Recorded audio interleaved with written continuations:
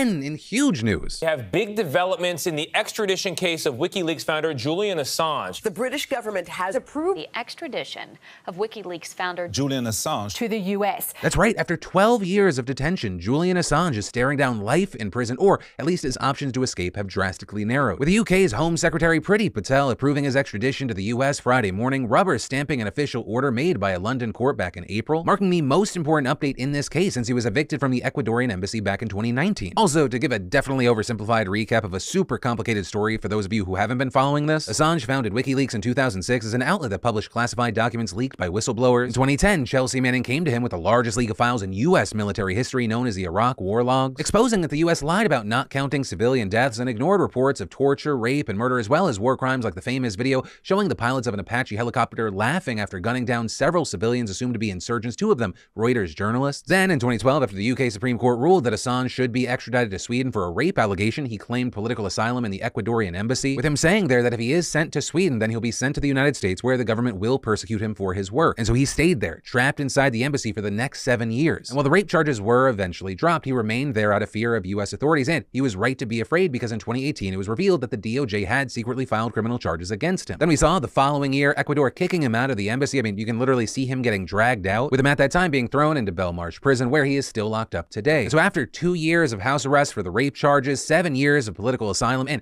3 years of maximum security imprisonment, his mental and physical health has dramatically deteriorated. As Nils Melzer, the UN Special Rapporteur on Torture, explains, and I went to visit him with 2 medical doctors to have an objective basis, a psychiatrist, a forensic expert.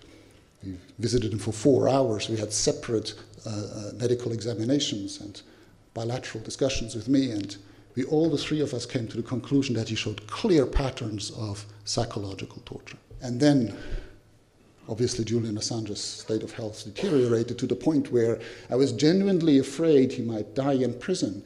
And let me make it very straight.